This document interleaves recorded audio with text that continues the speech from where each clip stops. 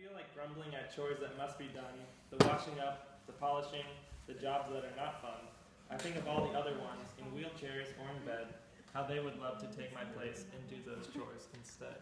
That's nice. Is it tag team?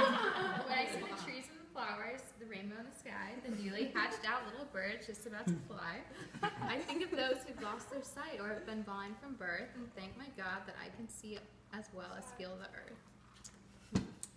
When I hear a piano playing, a song so sweetly sung, a howling wind, a rushing stream, a church bell gladly rung, I think of those who cannot even hear a loved one speak, as I can hear. It makes me feel so grateful and so meek.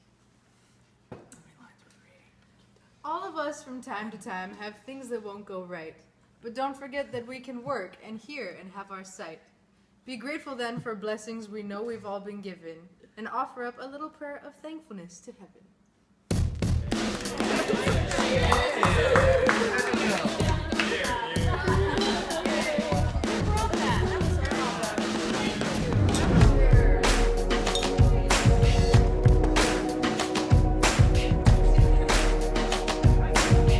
Connor! Yay! I need a Corona, please. So just share a family story with us. Don't do this. Anyway. Mom, you ruined it!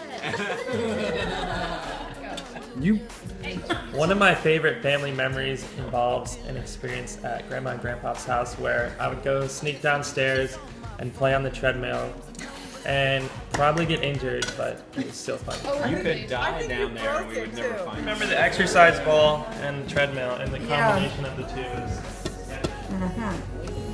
Went back to like where we were at Grandma and Grandpa's place, and it was just like, you know, family, with the Creases, and everybody showed up, and it was just like incredibly crowded, you know, meal getting passed around.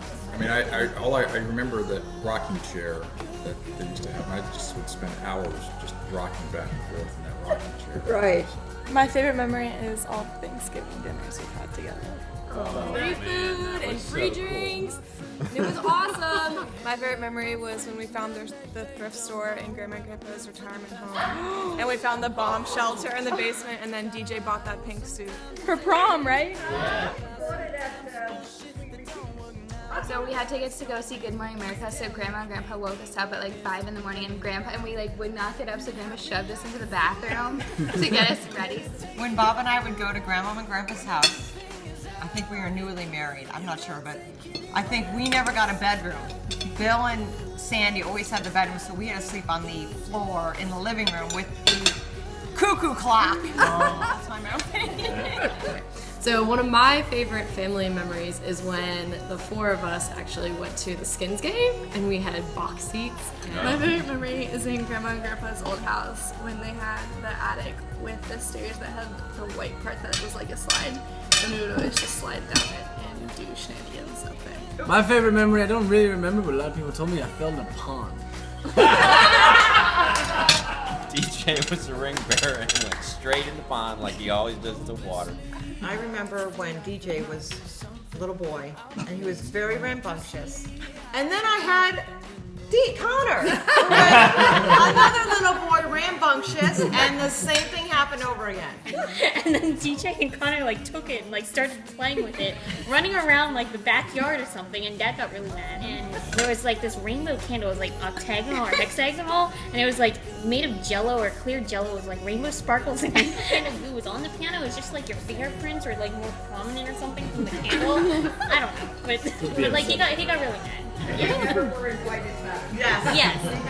My favorite memory would have to be that first Thanksgiving that I met everyone. What is it, 2015 now? So that would have to be about 4 hours ago. What I was gonna say is I really enjoyed learning how to use their desk that they had in there, because it was a roll-top desk and it had all these different hiding places. And I loved figuring out how to hide things in there. And That's Connor's desk. I don't know what you're talking about. Dad wants it to stay in the Fox family. And great-grandfather Your great-grandfather. great-grandfather It's a lot of pressure. was a casket maker. So he made the desk, and I also have a table in our apartment that was made from wood that he had when he made the casket. Leftover wood. Have the desk. And I always somehow got to sit next to Uncle Chester. And he would always rib me at every meal. And I'd try to rib him back, and I'd always get caught. Chester would laugh, and he was the one that got scolded. He got a great kick out of kidding.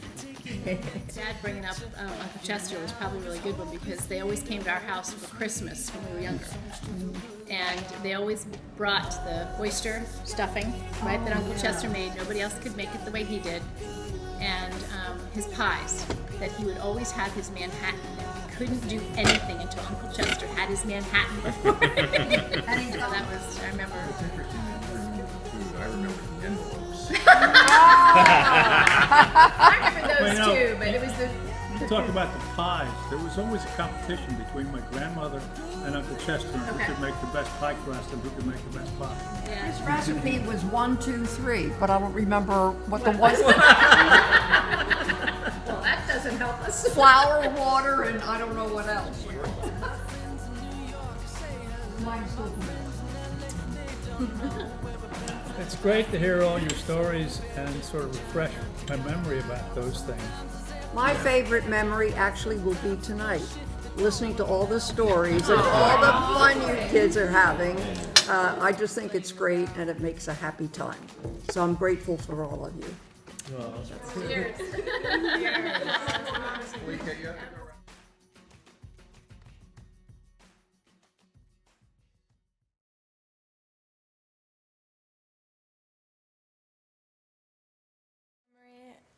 Oh. Like, well, if I can do this, I can drive through it. All right, you could do it, but I couldn't do Gotta it. figure out how to get it, then go for it. I would always get mine smushed in. Packs of wild dogs. Kinds of little things you had to move. Oh shit. Don't even talk about us. I'm gonna faint again.